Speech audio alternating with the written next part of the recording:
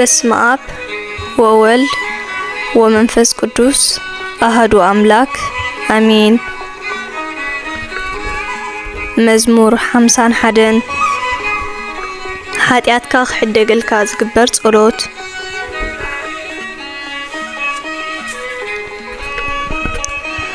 ኦ አምላኽ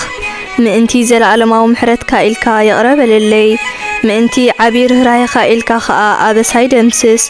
ካብ ኣበሳይ ኣጸቢቕካ ሕጸበኒ ካብ ኃጢአተይ እውን ኣጽርየኒ።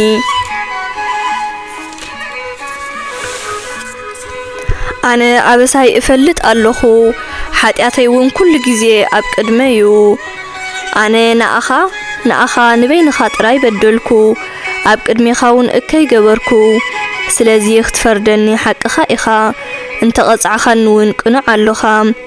እንሆ ካብታ ዝተወለድኩላ መዓልቲ ጀሚረ ሓጥየ ካብታ ኣደይ ዝጠነሰትኒ መዓልቲ በደለኛ እየ። ንስኻ ቅንዕናን ሓቅን ኢኻ እትፈቱ ጥበብ መሃረኒ። ካብ ኃጢአተይ ምእንቲ ክነጽህ ኣጸቢቕካ ኣጽርየኒ ካብ በረድ ክጽዕዱ ሕጸበኒ ባህታን ሓጎስን ኣስማዓኒ። ሽዑ ሽሕኳ ቅጥቂጥካኒ እንተነበርካ ክሕጎስ እየ ንገጽካ ካብ ኃጢአተይ ከውሎ ንብዘሎ ኣበሳይ እውን ደምስሶ። ኦ ኣምላኽ ጽሩይ ልቢ ፍጠረለይ ጽኑዕ መንፈስካ ኣብ ውሽጠይ ሓድስ። ካብ ገጽካ ኣይትደርብየኒ ቅዱስ መንፈስካ እውን ኣይተግድፈኒ። ሓጎስ ምድሓንካ ምለሰለይ ፈትየ ክእዘዘካ ደግፈኒ። ሽዑ መንገድኻ ንሓጣን ክምህሮም እየ ንሳቶም ድማ ናባኻ ክምለሱ እዮም። ኦ ኣምላኽ ምድሓነይ ካብ ዕዳደም ኣናግፈኒ ቁኑዕ ከም ዝኾንካ ኸኣ ብእልልታ ኸበስር እየ። ጐይታይ ምስጋናኻ ክነግርሲ ክእለት ዘረባ ሃበኒ። መስዋዕቲ ባህ ኣየብለካን እዩ ንመስዋዕቲ ምሕራር እውን ኣይትብህጎን ኢኻ። እቲ ብህጎ እንተትኸውን ግና መቕረብ ኩልካ ነይረ። ኦ ኣምላኽ እቲ ንኣኻ ዘቕርቦ መስዋዕተይ ትሑት መንፈስ እዩ። ንስኻ ድማ ንትሑትን ንዝተጣዓሰን ልቢ ኣይትንዕቆን ኢኻ። ንእምባጽዮም ብጸጋኻ ሰናይ ግበረላ መካበብያታት ኢየሩሳሌም ንደቕ። ሽዑ መስዋዕቲ ጽድቂ ብዝሓረር መስዋዕቲ ብምሉእ መስዋዕቲ ባህ ክብለካ እዩ። ሽዑ ኣብ መሰዊኢኻ ኣራሑ ከቕርቡልካ እዮም። መዝሙር 52 ናይ እግዚኣብሔር ፍርድን ጸጋን። ኣታሓያል ስለምንታይ ብዝገበርካዮ እከይ እትምካሕ እግዚኣብሔር እሙን ኮይኑ ንዘለዓለም ይነብር። ንኻልኦት ከተጥፍእ ተንኰል ተኣልም መልሓስካ ኸም በሊሕ መላጸ እዩ። ኩሉ ሳዕ ሓሶት ነገር ትፍሕስ ኣለኻ። ካብ ሰናይ ስእከይ ሓቅኻ ምዝራብ ከዓ ሓሶት ምዝራብ ትፈቱ ኣለኻ። ኣታ ሓሳዊ ሓሲኻ ሰብ ከተጥፍእ ትፈቱ። ስለዚ ኣምላኽ ንሓዋሩ ኸጥፍኣካ እዩ። ክሕዘካ ካብ ቤትካ እውን መንጢሉ ክወስደካ ካብ ምድሪ ህያዋን እውን ክምሕወካ እዩ። ጻድቃን ነዝርእዮም ክፈርህዮም ብኣኻ እናስሓቑን እንሆ እቲ ንእግዚኣብሔር ሓዲጉ ኣብ ብዝሒ ሃብቱ ዝተወከለ ኣብ ክፍኣቱ ዝተኣመነ ሰብ ትርፉ እዚ እዩ ክብሉ እዮም። ኣነ ግና ከምታ ኣብ ቤት ኣምላኽ እትዓቢ ብልምዕቲ ኣውልዕ ዘይቲ እየ። ኣብ ምሕረት ኣምላኽ ንዘለዓለም ዓለም ተወኪለ ኣለኹ። ኦ ኣምላኽ በቲ ዝገበርካዮ ንሓዋሩ ኸመስግነካ እየ። ንስኻ ሰናይ ከም ዝኾንካ እውን ኣብ ቅድሚ ቅዱሳንካ ኸበስር እየ። መዝሙር 53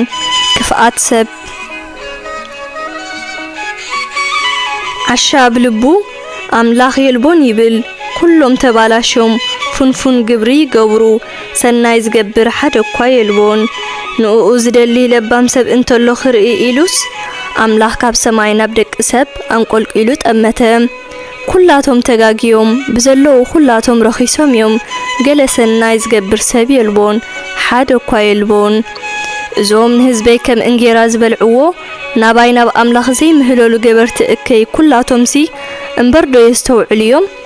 ኣምላኽ ንዕጽምቲ ጸላእትኻ ፋሕ ከብሎ እዩ እሞ እንሆ ቅድሚ ሕጂ ርእዮምዎ ዘይፈልጡ ዓብይ ፍርሃት ክወርዶም እዩ። እግዚኣብሔር ስለ ዝደርበዮም ህዝቢ እስራኤል ፈጺሞም ክስዕርዎም እዮም።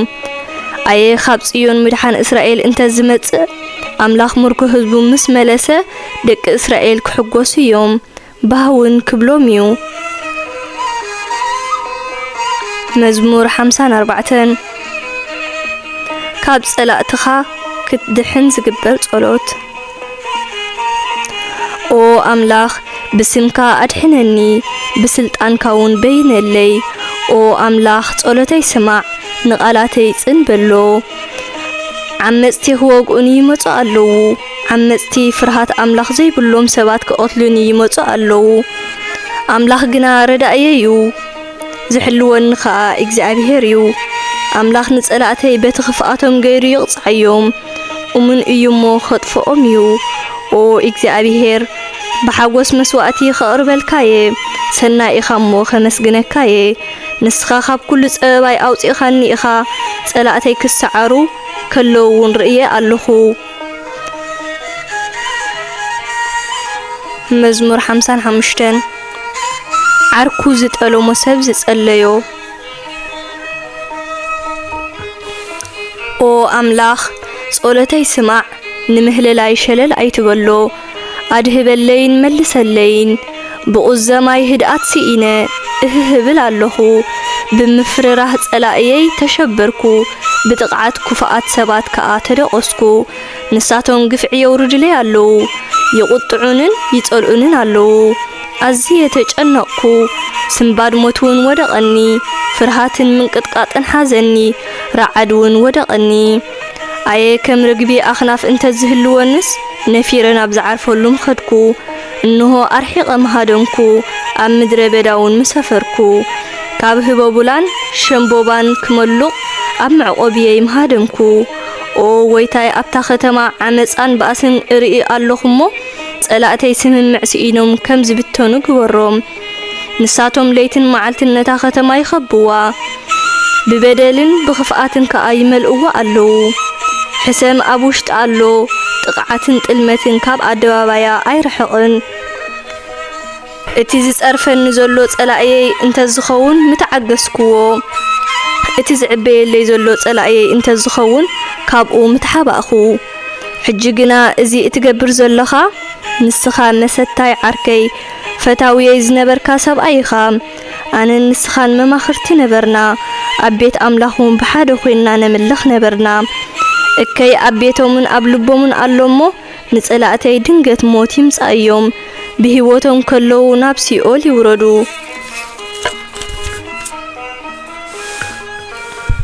አነ ግና ናብ እግዚአብሔር አምላኸይ እምህለል ኣለኹ ንሱውን ከድሕነኒዩ ምሸትን ብጊሓትን ቀትርን እቁዝም እህውን እብል ኣለኹ ንሱ ኸኣ ድምጸይ ክሰምዕ እዩ ዝቃወሙኒ ብዙሓት እኳ እንተኾኑ እኳ ካብ ውግእ ብድሓን ክመልሰኒዩ ንሳቶም ኣይንስሑን እዮም ንእግዚአብሔር እውን ኣይፈርህዎን እዮምሞ እቲ ካብ ዘለዓለም ንጉስ ዝኾነ ኣምላኽ ጸሎተይ ሰሚዑ ክስዕሮም እዩ እቲ ናይ ቀደም ዓርከይ ንብጸቱ ኣጥቅዖም ማሕለኦ ኸኣ ጠለመ ዘረባኦ ከም ጠስሚ ልዙብ እዩ ኣብ ልቡ ግና ጽልኢ ኣሎ ቃላቱ ካብ ዘይቲ ልእም ግናኸ ከም ዝተመሰተ ኣስያፍ ዝቆርጽ እዩ ጾርካ ናብ እግዚአብሔር ደርብዮ ንሱ ክድግፈካ እዩ እግዚአብሔር ንጻድቕ ሰንከልከል ክብል ከቶ ኣይሓድጎን እዩ ንስኻ ግና ኦ ኣምላኽ ንቐተልቲ ሰብን ሓሰውትን ኣብ ፈረቓ ዕድሚኦም ከይበጽሑ ኣብ ዓሚቕ መቓብር ተስፍሮም ኣብ ዓሚቕ መቓብር ተጽድፎም ኣነ እሞ እምነተይ ኣባኻ ገይረለኹ መዝሙር 56 بإمنتنا ናብ እግዚአብሔር ዝቐርብ ጸሎት ጸሎተይ ኩሉ መዓልቲ ጸላእተይ ኩሉ መዓልቲ የሳድድና ኣለዉ የጥቁዑን ኣለውሞ ኦ ኣምላኽ መሓረኒ ኩሉ መዓልቲ ጸላእተይ የሳድድኒ ኣለዉ ብትዕቢቶም ዝዋግኡን ብዙሓት እዮም በቲ ዝፈርሃሉ ግዜ ኣባኻ እውከል ኣለኹ ኣብ ኣምላኽ ተወኪለ ኣለኹሞ ኣይፈርህን እየ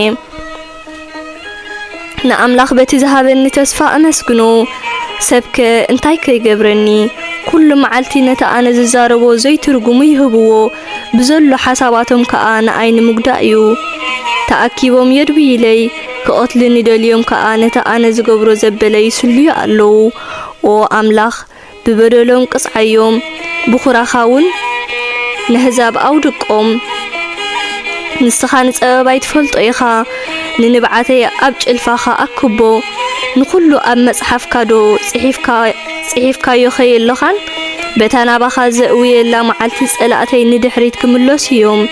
بزي نسخا أملاخ مساي كم زلخا كفلت إيه وإتي أنا زمسجنو تسفى ذهبني إجزابيهر أملاخ مساي كم زلو كفلت إيه أب أملاخ توكيل الله أمه أي فرهني سبك انتاي كي جبرني أو أملاخ أبرهان هيوان أبكد ميخا أبكد ما أملاخ كملالسي كموت أدحين كاني سنكلكل كيبلون ردي إخاني إخامو إتزبلكو مبصعاخ فتسملكاي مسواتي مسجانا خا خقربلكاي مزمور 57 رديت إجزابيهر نمركاب زقبر صلوت أو أملاخ محارني أبخا تعوقيب اللخمو محارني إتي معات كسع زحلف أبصلال أخناف كاتتسقع إنه نابلو الأملاخ نابتي زدلين زبل زهبن أملاخ أقوي اللخو أملاخ كاب سماي سميعو خدحنني يو نتوم زدقعن خا خدمسسوم يو محروتون حقون كل خليو أنا بصلاتي تخبيبة اللخو نساتهم سب كم زبلعو أنا بسيوم أسنانهم كم كويناتن كم فلات أنيو ملاحسهم دما كم سحول سيفيو أو أملاخ عبيتك أب سماي جلس كبر خادما أبلع لخلا مدري أرئي صلاتي كحزني متصاوديا أتصاودو لي أنا خا بمجنا قبتكو أب قدمي غدغاد كعاتو جناخ بعلاتهم أب ودقو أو أملاخ لبي أنقيدو ألو وكزمرن كمسجنن لبي أنقيدو ألو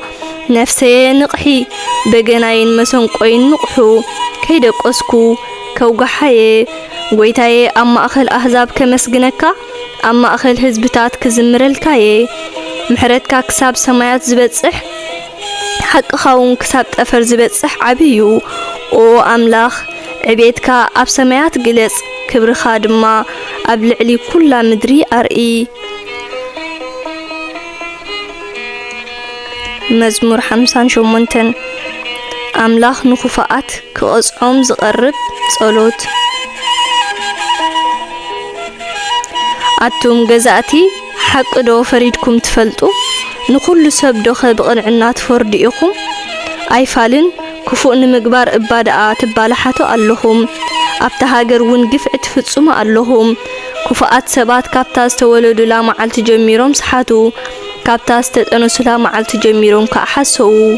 نساتهم كم تمن حنزي مليئوهم اللو كم من دليتو خاخي سمعو أأذانهم يعبسو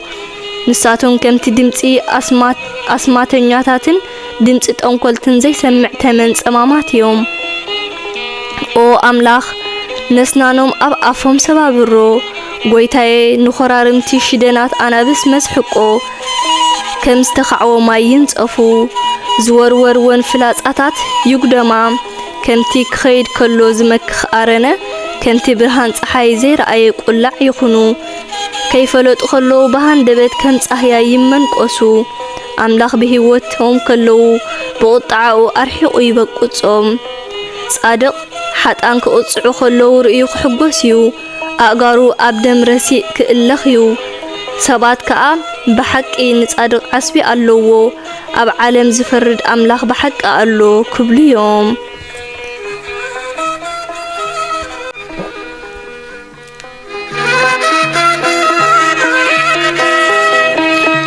مزمور 59 إجزابيهر كحلوكا زقبر صلوت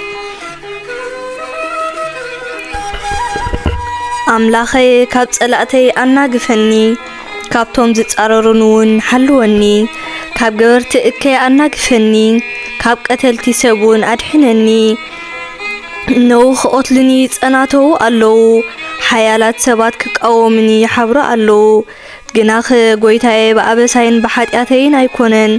زبدلكو يبلين نساتهم جناخ تقعني دالو ألو مو صباير إخا خدتحنني تنسى او غويتاي نقاح او املاخ سراويت نكلهم احزاب معات اوردلهم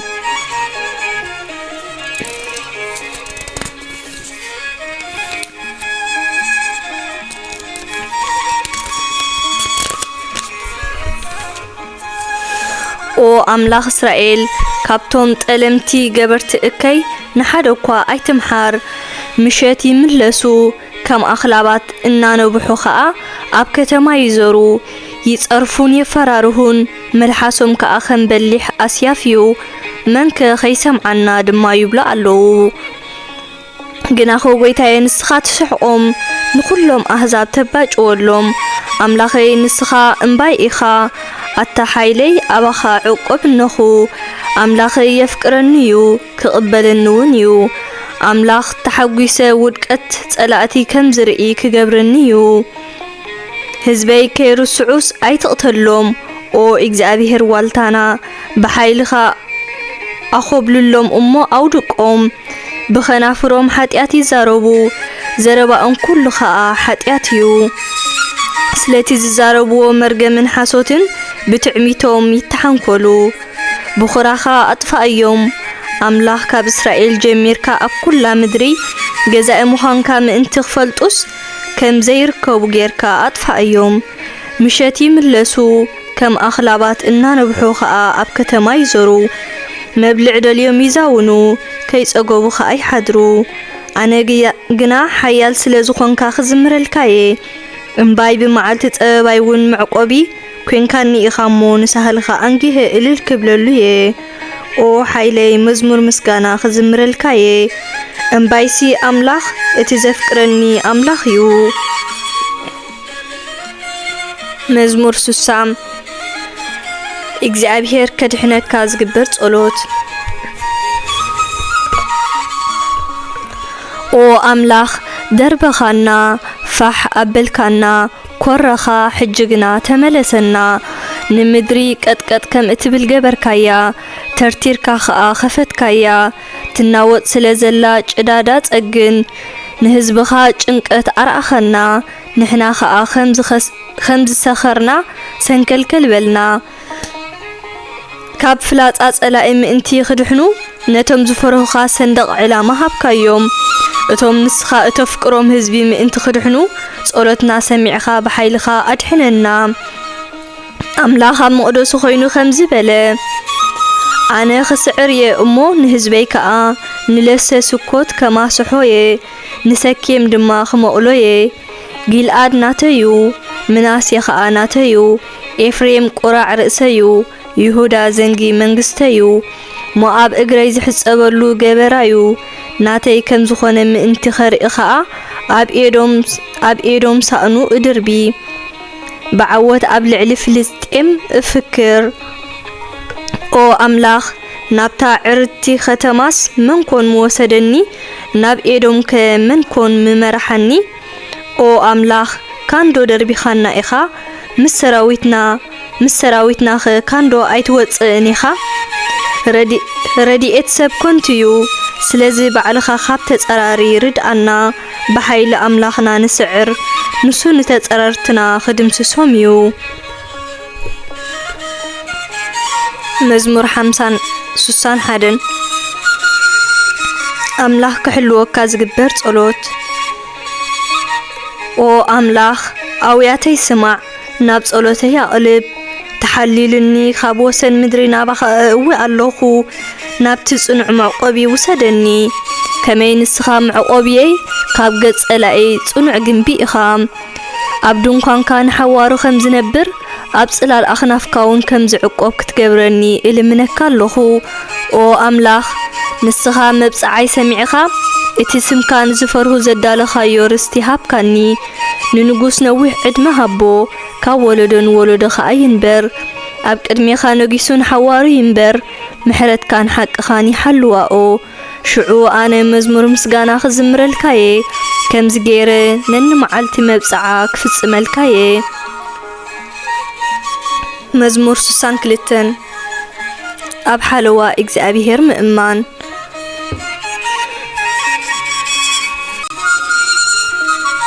ምድሓነይ ካብ ኣምላኽ እዩ ዝመጽእ እሞ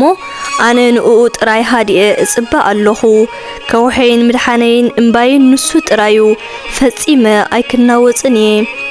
كم زقننا جدان كود كم زقرب من دقن نزخنا سب أيسيك سعب ما أسئخم كلكم حبيركم كتتقعوا تدليو كاب منبر كبرو كتوردوا تبالحاتو حاسوت مزرابه يبلكم بأفكم تمرقوا بلبكم جنات رقمو نعاي تثبيتي أملاخ ترايو تسفاي كأنسيو كوحين مدحانين إمباين نسو ترايو فتيمة أيكنا وطني مدحانين كبرين كاب أملاخ يزمتني نسو خوحيو نسو معقوبيهيو أتم هزبي كل ساعة أبقوا توكلوا أب لبخم زلو كلو أب قدميو أفسسو كمي معقوبينا أملاخيو دك سبشو إلو كم زحلف نفاسيوم كبرات حسرات كلهم كنتيوم انت مزنكايوم فوكوستيوم كاب نفاس أقواي فخسو أب قفعي أي تتأمنو بزمته كتبتو مخنتو تسفا أي تكبرو هابتي انت بزحة لبخم أي تودقلو إجزابيهر بزح سع سلطاناتيو فقريك أن حوارو ينبر إلو هزارب كله سمعكو نسخاء إجزابيهر نخلو ككم قبرو إخاء اتفديو مزمور سوسان سلستن ني إجزابيهر هارر مبال او أملاخ نسخا أملاخي إخام أنجيه إدليك اللخو أنا ناتكا سمئي ألوني كمتي درق النقص المدر ماي زيتأمئ أنا نأخا هارر إبلك اللخو أب مقدسكا حيلخان كبرخان كرئي هارر إبل اللخو محرتكا كابهيوتي بلس إيمو كمسجنكاي بهيوتك سعزلخو خمسجنكاي أداوي نبخ العلا خصليه نفسي كم بسبحن أنقعن تتأجب أنا خا بمزمور إلتا خمسجنكاي أب مدك أسي كلخو أذكركا ليت بملئتا بزعبخا إن نقحكو أحسب كما يردي أتي نسخايخا أب تحتي سئلال أخنافكا خوينا دما بحوس إزمرلكا أنا نبخا أحقوف نسخا خا بيمانيتي إيدكا تدقفني እቶም ንዓይ ክቆትሉኒ ዝደልዩ ግና ኣብ መቃብር ክወርዱ እዮም ኣብ ውግእ ክሞቱ እዮም ግደ ወኻሩ ክኾኑ እዮም ንጉስ ግና ብኣምላኽ ክሕጎስ እዩ ነፍሲ ወከፍ ብስም ኣምላኽ ዝምሕል ዘበለ ከመስግኖ እዩ ኣፍ ሓሰውቲ ግና ክዕበስ እዩ መዝሙር 64 ኣምላኽ ምእንቲ ክሕልወካ ዝግበር ጸሎት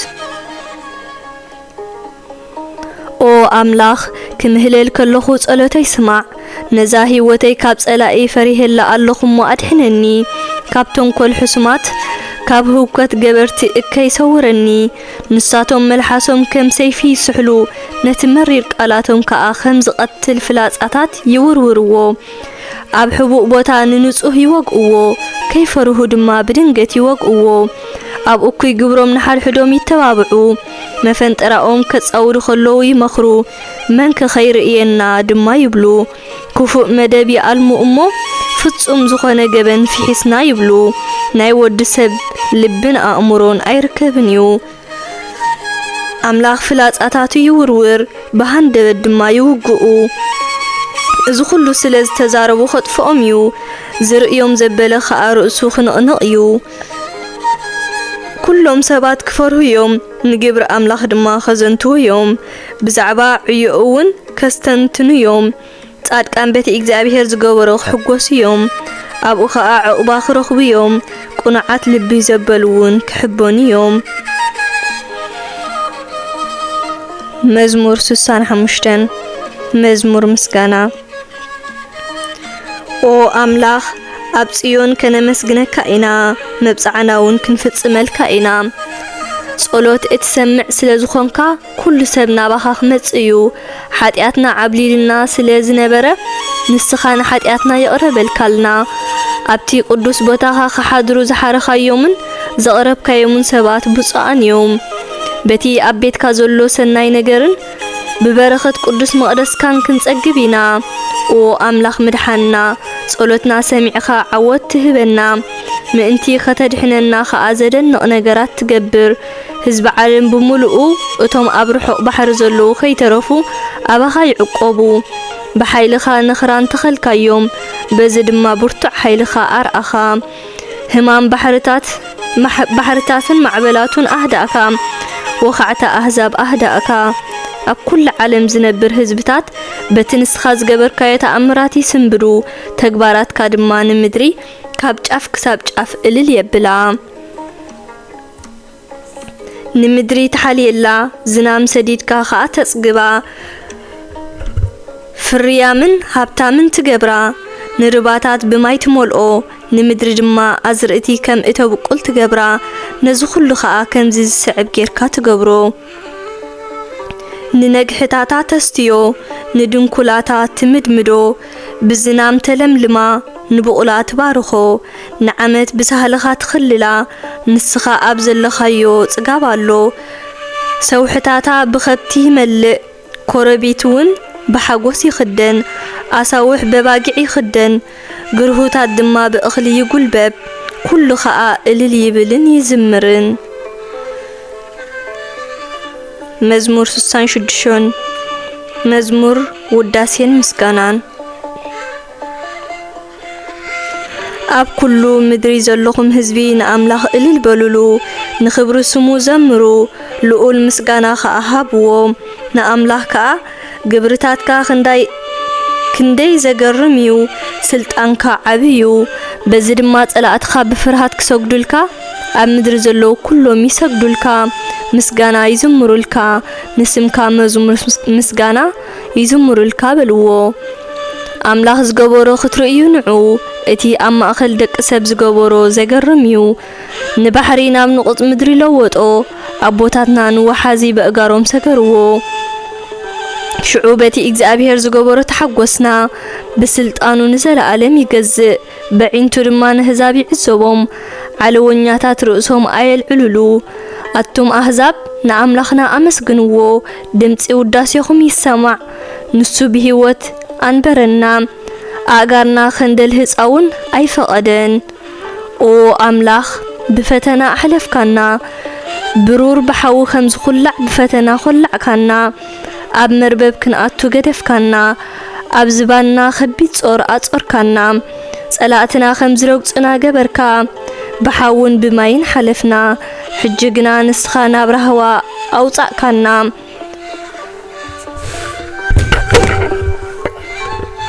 ኣብ ቤትካ መስዋእቲ ምሕራር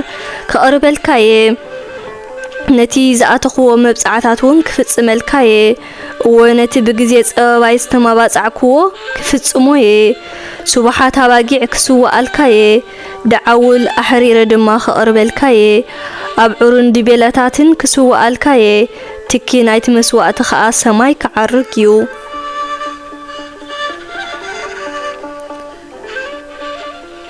ኣቱም ንኣምላኽ እትፈርሁ ኩልኹም ንዑ ኣምላኽ ዝገበረለይ ከዘንትወልኩም ስምዑ ክረድኣኒ ናብ እግዚኣብሔር ኣእወኹ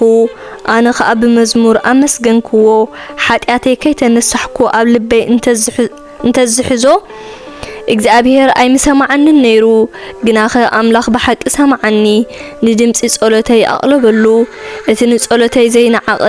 ምሕረቱ እውን ዘይረሓቐለይ ኣምላኽ ይመስገን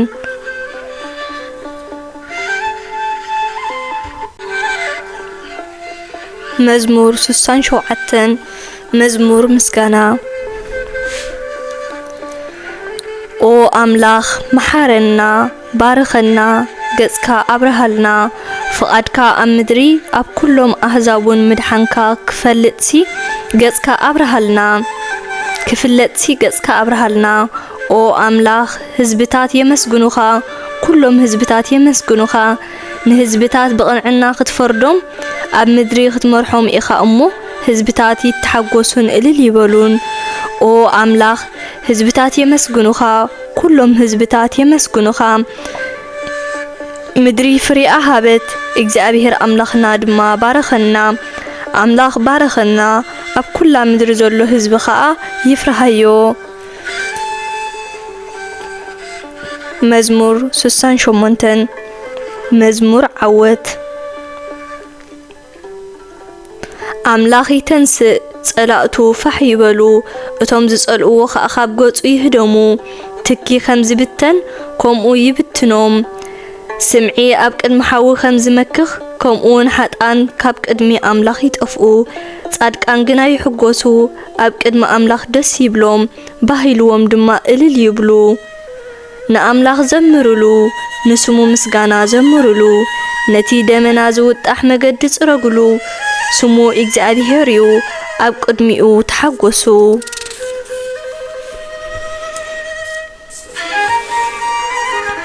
እቲ ኣብ መቕደሱ ዝሓድር ኣምላኽ ኣቦ ዝኽታማትን ጠበቓ መበለታትን እዩ ኣምላኽ ነቲ ብጽምዋ ዝነብር በይኑ ዝኾነ ሰብ ስድራ ይህቦ ንኡሱራት ናብ ራህዋ የውጾም ዓለውቲ ግና ኣብ ምድሪ ኣጻምእ ይነብሩ ኦ ኣምላኽ ንህዝብኻ ክትመርሖም ከለኻ ብምድረ በዳ ክትሓልፍ ከለኻ ንስኻ እቲ ኣብ ሲና ዝተገልጸ ኣምላኽ ስለ ዝመጻእካ ኣምላኽ እስራኤል ስለ ዝመጻእኻ ምድሪ አንቀጥቀጠት ሰማያት ድማ ኣብ ቅድሜኻ ኣብ ቅድሚ ኣምላኽ ዝናብ አንጠብጠበ ኦ ኣምላኽ ብዙሕ ዝናብ ኣዝነምካ ነታ ዝሓመቐት ርስትኻ ሓደስካያ ህዝብኻ ኣብኣ ተቐመጡ ኦ ኣምላኽ ብለውሃትካ ንመሳኪን ሓለኻሎም እግዚአብሔር ትእዛዙ ሃበ ብዙሓት ኣንስቲ ኸኣ ነቲ ብስራት ኣወጃ ነገስታትን ሰራዊቶምን ይሃድሙ ኣለዉ እተን ኣብ ገዛ ዝወዓላ ኣንስቲ እውን ምርኮ ተማቐላ ካብቲ ዝተማረኸ ብብሩር ዝተለበጣ ኣኽናፈን እውን ብዘንጸባረቕ ወርቂ ዝተሰርሓ ምስሊ ረጋቢት ነበራ ስለምንታይ ደኣ ገለ ኻባኻትኩም ብመዓልቲ ውግእ ኣብ ማእኸል መጓሰ ዝሓደርኩም እቲ ኩሉ ዝኽእል ኣምላኽ ንነገስታት ኣብ እምባ ሰልሞን ክብትኖም ከሎ ኣብኡ በረድ ኣዝነመ እምባ ባሳን ናይ ኣምላኽ እምባ እዩ እምባ ባሳን ብዙሕ ኣርእስቲ ዘለዎ እምባ እዩ ኣቱም ብዙሕ ዘርእስትኹም እምባታት ነቲ ኣምላኽ ንማህደሩ ክኾኖ ዝሓረዩ እምባ ስለምንታይ ኢኹም ብቕኒ እቲ ጥምትዎ እወ እግዚአብሔር ንዘለዓለም ኣብኡ ክነብር እዩ ሰረገላታት ኣምላኽ ኣሽሓት ጊዜ ኣሽሓት ዮም እግዚአብሔር ካብ ሲና ናብ መቕደሱ ይመጽእ ምርኮ ማሪኹ ኸኣ ንላዕሊ ይድይብ ካብ ዓለውቲ ድማ ውህበት ይቕበል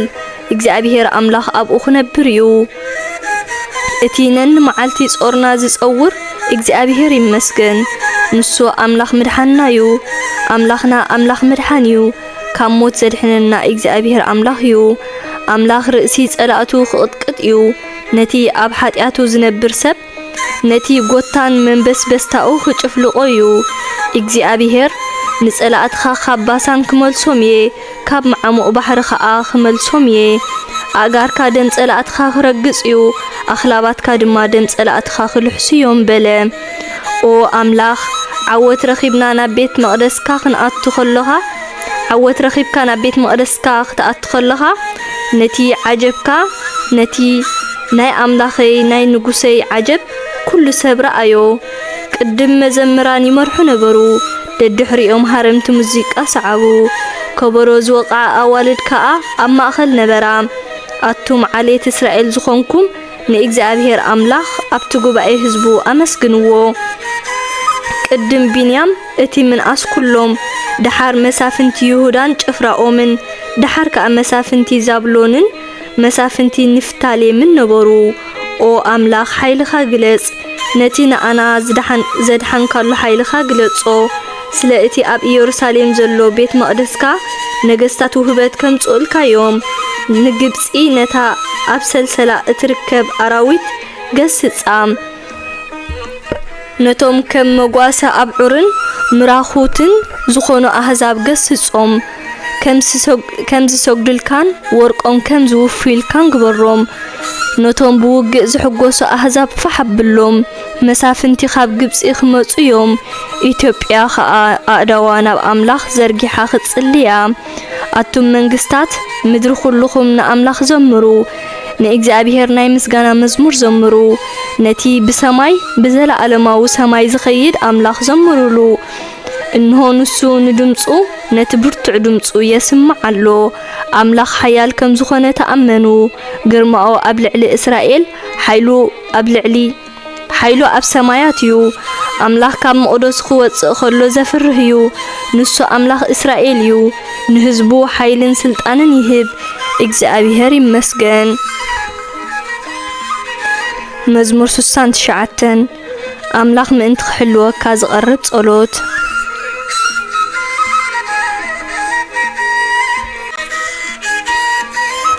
مايات كسع كسادي بصحن ايمو او املاخ ادحنني نابتي مرغص زيبل عميق سلمي اسطمالخو اب عميق مايات اتخو معبلات كايت حلنا الله حجز دليه بمواي دخمكو غوروري نقص يمصن دخون الى اخا ناملاخي كمعدو اعنتي فززا بخنتو زصلني خاب صغر رئسي يبزحو صلاتي بحوسوت يكافئوني كأطلني زدليو حيالات يوم أريد زي كتركوه كملس أكوا قد خونني أو أملاخ نسخة عشنتي يتفلت إخام بدلي ونكابخا أيتحبئن أو إجزابيهر قويتا سراويت اتوم زصبويخا بأي حفرو أتا أملاخ إسرائيل اتوم زملخوخا بأي نورو مأنتاخا اتصرف اللخو نور دما أقول بيبن اللو نحواتي يقوانا نسدرايون قاشا خونكو نبيت كازلني منفساو قنئي كم حويين ددن اللو صرفي اتوم زصرفوخا أباي ودقه نابخوخون نفسي بصو محساكوا سبات ون صرفوني كدان حزن لبسكو سبات دما ممثلي قبروني أفقد أزلو بأي زاربو سخرامات ون بأي يجفرو أنا جنا أو إجزابيهر نابخا أسأل اللخو أو أملاخ بتانس خاز حرخيا أوان ملسلي كم بزح محرتك ملسلي كم تسفى ألكا اتدحن إخا أمو ملسلي كيست أمسي كاب سلمي أوصاني كاب سألاتين كاب عمي أمياتن أنا قفني معبلات مايكي تحلني مع مقدما خي وحدني أم مقابرون تقابير خي ترف أتحنني قويتاي محرتكا سناي إيمو ملسلي كم عبيت رهرايخا ناباي تملس أو إجابيهر كاب جليخا أي تتحابا صبيبنا ألمو حج ملسلي ناباي نعا أمو أتحنني كاب إيد سلاتي أنا قفني نسخاخ ندي كمز تتصرفكو كمز تنوركن كمز حفركن تفلت إخا كلهم تتصاررتي أب قدميخا ألو بتصرفي لبي تسبره أنا خاء تسفا قرصكو زدنقت اللي سب تصبخو قنا حدوكوا أي نبرن زد أنانعني دليون سأنكو أب مبلعي حموت قبورو مس أمأخون متسيس أستويني اتي أب قدمي أمستقرب مأدي مفنترا يخنوم اتي بب بعال زدالو ومسحون متصاوديا يخنوم نساتهم كي رؤيو أعنتم يعرا حقاقهم كل جزي دخم يخون معتكا أفسسولهم رسني قطع خاون يركبهم محدريهم يعنو أبدون كاناتهم زنبر حدوكا أي الرخب نتوم نسخاز غصع خايوم يسقوهم بزعباك أنزاءتهم نسخاز وقع خايوم يزنتو ألو بخل زقبر وحد يتفردهم نابس اتكخا أيئتو كان مصحفي واتي دمسسو مصادق اندما اي صحفو انا مقدوريه تسفخ اقوريص اللخو او املاخ العلني ادحنني ناملاخ بمزمور كمسغنيه بممساو كان عبيتو خزنتيه ازي ان اغزابيهر زرابع كم سوا قرنن صفرن زلو تفنتي كم سوا زبلص باه كبلو تحوتات نزر يوم كحقوس يوم اتوم لأملاخ زملخو خاي يصنانعو اغزابيهر ندخاتات يسمعوم نتوم أبيت مأسرت زلو هزبو أيرسعومنيو سماين مدرن بحرن أبؤوز وساوس كلون اغزابيهر أمسكنوو أملاخ نيورساليم كدحنايو نختماتات يهداون كهانصنيو اتوم هزبو أبئن كنبر يوم نتا مدرون كرستيوا يوم زرئي باروتو خورسوا يوم وتم زفقروا خاء أبقى خنبر يوم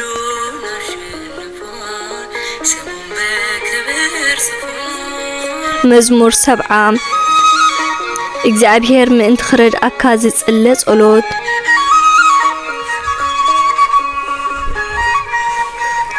ኦ አምላኽ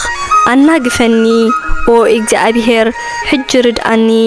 እቶም ክኦትልኒ ዝደልዩ ይሰዓሩን ይሕፈሩን እቶም ብጸባይ ዝሕጎሱ ንድሕሪት ይመለሱን ይነውሩን እቶም እንቋዕ እናበሉ ዘባጭው ላይ ነዊሮም ንድሕሪት ይመለሱ እቶም ዘምልኹኻ ኩሎም በኣኻ ባህ ይበሎምን ይተሓጎሱን እቶም ስለ ዘድሓንካዮም ዘመስግኑኻ ኸኣ ኩሉ ግዜ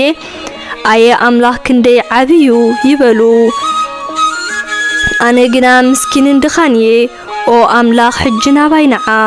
ኦ እግዚአብሔር ረዳእየይን መናገፍየይን ንስኻ ኢኻ እሞ ኣይትደንጊ መዝሙር 71 ጸሎት ሓደ ኣረጊት ሰብ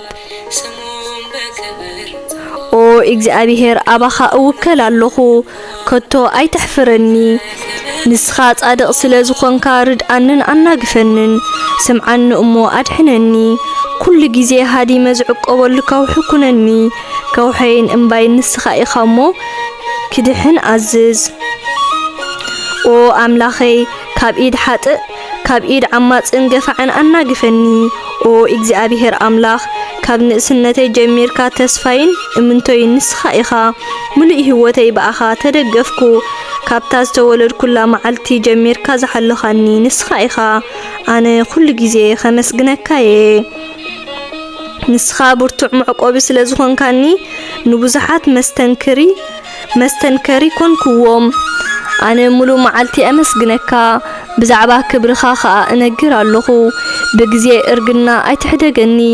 ሓይለይ ክውዳእ ከሎ ኣይትሕደገኒ ጸላእተይ ብዛዕባ ይዛረቡ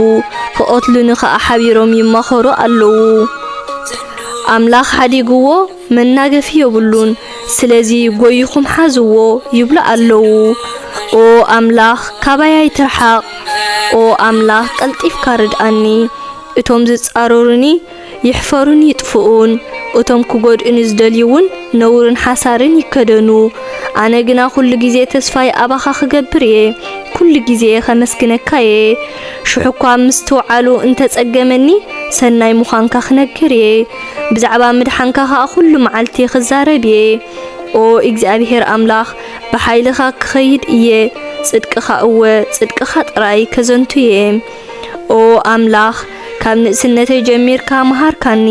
ክሳዕ ሕጂ እውን ተኣምራትካ እውጅ ኣለኹ ነዚ ወለዶዚ ሓይልኻ ነቲ ዝመጽእ ወለዶ እውን ስልጣንካ ክሳዕ ዘበስሮምሲ ኦ ኣምላኽ ምስ ኣረኩን ምስ ሸየብኩን እኳ ኣይትሕደገኒ ኦ ኣምላኽ ጽድቅኻ ክሳዕ ሰማይ ይበጽሕ ዓበይቲ ግብርታት ገበርካ ኦ ኣምላኽ መን ይመዓራረየካ ብዙሕ ጭንቀትን መከራን ኣርኣኻኒ ግና ኸመሊስካ ህይወት ክትህበኒ ኢኻ ካብ መቓብር እውን ከተድሕነኒ ኢኻ መሊስካ ከተዕብየኒ ኢኻ ኣዚኻ እውን ከተጸናንዓኒ ኢኻ ኦ ኣምላኸይ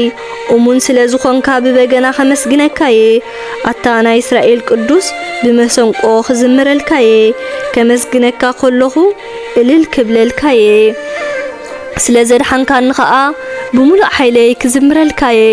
እቶም ክጎድኡኒ ዝደልዩ ሓፊሮምን ነዊሮምን እዮም እሞ ኣነ ሙሉእ መዓልቲ ብዛዕባ ጽድቅኻ ክዛረብ እየ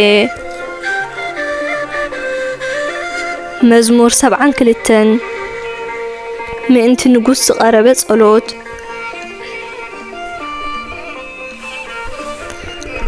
ኦ ኣምላኽ ብጽድቅኻ ምእንቲ ክፈርድ ንንጉስ መሃሮ ቅንዕናኻ እውን ሃቦ ንሱ ኸኣ ንህዝብኻ ብፍትሒ ክገዝኦም ንጥቑዓት ከኣ ብቕንዕና ከመሓድሮም እዩ እምባታት ነቲ ህዝቢ ሃብቲ የምጽእሉ ኮረቢት ከኣ ጽድቂ የምጽእሉ እቲ ንጉስ ነቶም ጥቑዓት ይበይነሎም ንድኻታት ይርዳእዮም ንጨቆንቶም ይዳዕምኮም ህዝብኻ ወርሕን ፀሓይን ክሳዕ ዘለዋ ንውልድ ወለዶ የምልኹኻ እቲ ንጉስ ከም ዝናብ ኣብ ሸኻ ከምቲ ንምድሪ ዘጥልላ ጠቕሚ ኮይኑ ይውረድ ብዘመኑ ጽድቂ ይዓንብብ ወርሒ ክሳዕ ዘላ ኸኣ ብዝሒ ሃብቲ ይሃልዎ ግዝኣቱ ካብ ባሕሪ ክሳዕ ባሕሪ ካብ ርባ ኤፍራጥስ ክሳዕ ወሰን ምድሪ ክበጽሕ እዩ እቶም ኣብ ምድረ በዳ ዝነብሩ ህዝቢ ኢድ ክነስኡሉ ጸላእቱ ኸኣ ሓመድ ክልሕሱ እዮም ነገስታት ተርሴስን ደሴታትን ገጸ በረኸት ከቅርቡሉ ነገስታት ሸባን ሳባን ድማ ውህበታት ከምጽሉ ዮም ኩሎም ነገስታት ከአክሰግዱሉ ብዘለው አህሳብ ከገልግልዎ ዮም ንሱ ነቲ ናብኡ ዝጠርዕ ድኻን ነቲ ረዳእ ዘይብሉ ንምስኪንን የናግፎም ንመሳኪንን ንድኻታትን ይድንግጸሎም ንድኻታት ከአየድሕኖም ካብ ጭቆናን ግፍዕን ይብጀዎም ህይወቶም ኣብ ኢዱ ኣብ ቅድሚኡ ክቡር እዩ ንንጉስ ነዊሕ ዕድመ ይሃቦ ካብ ሸባ ወርቂ ይሃብዎ ኩሉ ጊዜ ምእንትኡ ይጸልዩ በረኸት እግዚአብሔር ድማ ኩሉ ሳዕ ምስኡ ይኹን ምድሪ ብእኽሊ ትምላእ ኮረቢት ብዘራእቲ ይከደን ከማእዋም ሊባኖስ ፍሪኡ ይብዛሕ ከምቲ ምድሪ ብሳዕሪ ዝመልእ ከተማታት ከአብሰብ ይምላእ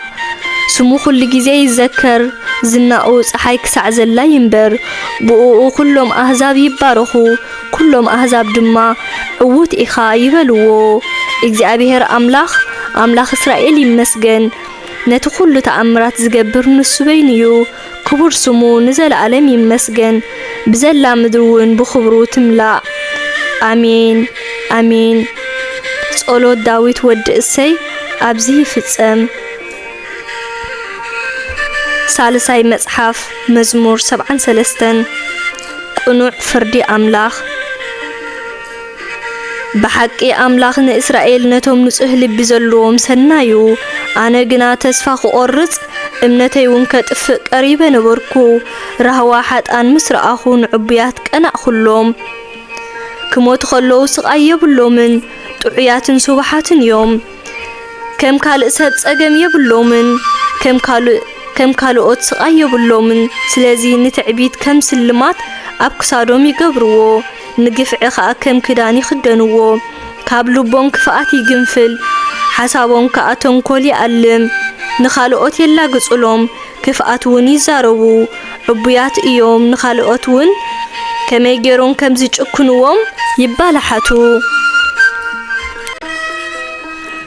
ብዛዕባ እቲ ኣብ ሰማይ ዘሎ እግዚአብሔር ክፉእ ይዛረቡ ኣብ ምድሪ ከዓ ንሰብ ብትዕቢት ይእዝዙ ስለዚ ህዝቢ ኣምላኽ እውን ናብኦም ቁልሕ ይብል ዝበልዎ ኩሉ ከዓ ይሰምዑ ኣምላኽ ኣይፈልጥን እዩ እቲ ልዑል ፍልጠት የብሉን ይብሉ ኣለዉ እንሆ ሓጣን እዚኣቶም እዮም ኩሉ ጊዜ ሓያላትን ሃብታማትን ኮይኖም ይነብሩ ኣለዉ እምበኣርሲ ኣነ ብኾንትየ ብንጽህና ዝነብር ዝነበርኩ ሓጢአት እውን ዘይገበርኩ ኦ እግዚአብሔር ሙሉ መዓልቲ ከም ዝሳቀ ገበርካኒ ንግሆ እውን ቀጻዕካኒ ከምኦም ክዛረብየ ኢለ እንተ ዝኸውንሲ ካብ ህዝብኻ መዓለኹ ነይረ ነዚ ግድል እዚ ምላሽ ክረኽበሉ ኣዕሚቕ ሓሰብኩ ግናኸ ኣዝዩ ሸገረኒ ሽዑ ኣብ መቕደስካ ኣተኹ ንሓጣን ኣብ መወዳእታ እንታይ ከም ዝረኽቦም እውን ተረዳእኹ ብርግጽ ኣብ መንደልሃጺ ስፍራ ደው ከተብሎም ኢኻ ናብ ጥፍኣት እውን ከተውድቆም ኢኻ ከም ቅጽበት ዓይኒ ባደሙ ጸነቱ ብስንባድ እውን ተወድኡ ከምቲ ንግሆ ዝርሳዕ ሕልሚ ኾኑ ንስኻ ኦ እግዚአብሔር ምስ ነቓሕካ ይጠፍኡ ሓሳበይ ምስ መረረ ውሽጠይ እውን ምስ ተጎዳእኹ ዓሸኹ ደንቆርኩ ኣብ ቅድሜኻ ከም እንስሳ ኾንኩ ግናኸ ኣነ ኩሉ ጊዜ ምሳኻየ ንስኻ ብየማነይቲ ኢደይ ሓስካኒ ብምኽርኻ ትመርሓኒ ድሓር እውን ብኽብሪ ክትዕቅበኒ ኢኻ ኣብ ሰማይ ብጀካኻ ካልእ የብለይን ንኣኻ ምስ ረኸብኩ ካልእ ኣብ ምድሪ ዝደልዮ የብለይን ሰብነተይ ንኣእምሮይን እኳ እንተማህመነ ኣምላኽ ንዘለዓለም ሓይለ እዩ ዘድልየኒ ንሱ ጥራዩ እንሆ እቶም ካባኻ ዝርሕቁ ክጠፍ እዮም ነቶም ካባኻ ዝዓልዉ ዘበሉ ከተጽንቶም ኢኻ ንኣይ ግና ናባኻ ናብ ኣምላኸይ ምቕራብ ይሕሸኒ ኩሉ ተግባርካ ምእንቲ ኸዘንቱስ ኣባኻ ኣብ ልዑል እግዚአብሔር ተዓቂበ እነኹ መዝሙር 74 ምእንቲ ህዝቢ ዝተገብረ ጸሎት ኦ ኣምላኽ ስለምንታይ ንሓዋሩ ደርበኻና ካንዶ ንመጓሰ ህዝብኻ ኩሉ ሳዕ ክትቁጥዖም ኢኻ ነቶም ካብ ጥንቲ ዘጥረኻዮም عليت رستخا كخونو ዝተበጀኻዮም ህዝቢ ዘክሮም ነታ ዝሓረኻያ እምባጽዮን ዘክራ በትን ሓዋሩ ዝፈረስዑና ሕለፍ ጸላእትና ነቲ ኣብ መቕደስ ዘሎ ኩሉ ኣባላሽዮምዎ ኣለዉ ተጻረርትኻ ኣብ መቕደስ ብዓወት ጨደሩ ከም ምልክት ዓወቶም ድማ ዕላማ ኣቆሙ ከምቶም ማሕፀን ኣልዒሎም ኣብ ብርቱዕ ዱር ኦም ዝቆርጹ ሰብ ይመስሉ ነቲ ብዕንጨይቲ ዝተሰርሐ መንደቕ ቤት መቕደስ ብማሕፀን ብመዶሻን ገይሮም ኣድቀቕዎ ንመቕደስካ ኣፍሪሶም ብሓዊ አንደድዋ ነታ ንስኻ እትሓድረላ ቦታ ኣርከስዋ ፈጺሞም ከጥፍኡና ደለዩ ነተን ኣብታ ሃገር ዝነበራ ቅዱሳን ኣብያተ ጸሎት አንደድወን ቅዱሳን ኣቑሑና ኩሉ ጠፍአ ካብ ነቢያት እውን ዝተረፈ የልቦን ከምዚ ኢልና ደኣ ክሳዕ መዓዝ ከም እንጸንሕ ከምዚ ኢልና ድማ ክሳዕ መዓዝ ከም እንጸንሕ ዝፈልጥ የብልናን ኦ ኣምላኽ ጸላእትና ክሳዕ መዓዝ እዮም ዝጸርፉኻ ክሳዕ መዓዝ እዮም ከንስምካ ዝንዕቅዎ ስለምንታይ ኢድካ ኣጣሚርካ ስቕልካ እትርእየና ኢድካ ኣልዒልካ ኣጥፋእዮም ግናኸ ኦ ኣምላኽ ካብ ጥንቲ ንስኻ ኢኻ ንጉስና ብዙሕ ግዜ ኣድሓንካና ንስኻ ንባሕሪ ብሓይልኻ መቐልካዮ ኣራእስ ኣራዊት ባሕሪ ጨፍለቕካ ኣርእስቲ ሌዋታን ቀጥቀጥካ ነቶም ኣብ ምድረ በዳ ዝነብሩ ምግቢ ክኾኖም ሃብካዮም ዓይኒ ማያትን ምንጭን ኣፈልፈልካ ዓበይቲ ርባታት አንቀጽካ መዓልትን ለይትን ፈጠርካ ወርሕን ፀሓይን ገበርካ ንምድሪ ወሰን ገበርካላ ሓጋይን ክረምትን ፈጠርካ ግናኸ ኦ እግዚአብሔር ጸላእትኻ ከም ዝጸርፉኻ ዘክር ኣምላኽ ዘይብሎም ህዝቢ ንስምካ ከም ዝነዓቑ ዘክር ነቶም ረዳእ ዘይብሎም ህዝብኻ ናብቶም ንሕስያ ዘይብሎም ጸላእቶም ኣሕሊፍካ ኣይተሃብ ንመሳኪን ህዝብኻ ንሓዋሩ ኣይትረሳዓዮም ኣብቲ ዝጸልመተ ወገን ምድሪ ዓመጽ ይመልእ ኣሎሞ እቲ ምሳና ዝኣተኻዮ ኺዳን ኣይትረስዕ እቲ ጥቁዕ ሓፊሩ ኣይመለስ ምስኪንን ድኻን ንስምካ የመስግኑ ኦ ኣምላኽ ተንስእ ነቲ ነገርካ ተኸላኸለሉ ኣምላኽ ዘይብሉ ህዝቢ ጽርፍ ከም ዝውዕለካ ዘክር ቁጣዓ ድምፂ ጸላእትኻን ጭድርታ ዓለውትኻን ኣይትረስዕ መዝሙር 75 እቲ ፈራዲ ዝኾነ ኣምላኽ ነመስግነካ ኣለና ኦ ኣምላኽ ነመስግነካ ኣለና ክንደይ ዓቢ ከም ዝኾንካ ንእውጅ ነቲ ዝገበርካዮ ተኣምራት እውን ነዘንቶ ኣለና ኣምላኽ መዓልቲ ፍርዲ መዲባ ኣለኹ ቁኑዕ ክፈርድ እየ ምድርን ኣብኣ ዝነብሩ ኩሎም ፍጥረትን እንተ አንቀጥቀጡ ኣነ ንዕኑዳ ከጽንዖ እየ ነቶም ደፋራት ኣይትድፈሩ ነቶም ክፉኣት ከኣ ርእስኹም ኣይተልዕሉ በልክዎም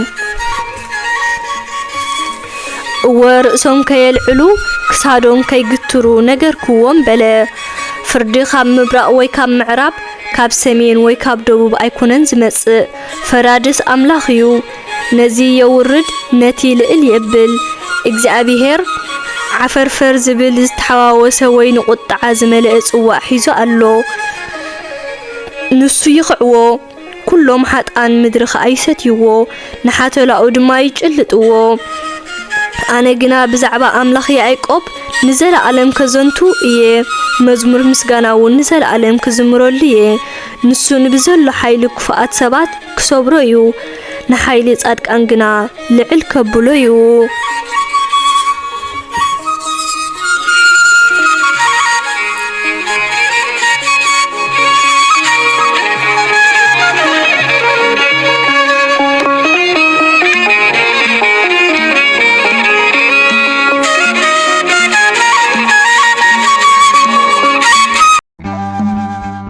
برقنا علم بقول عندت قدام خوين الله هيوتي زتمل أدخام لمن اللي يدنقل كوزكا مرقم لمن اللي يدنقل كوزكا مرقم برقنا علم بقول عندت قدام خوين الله هيوتي ዝተመልአ ድኻም ለምንለይ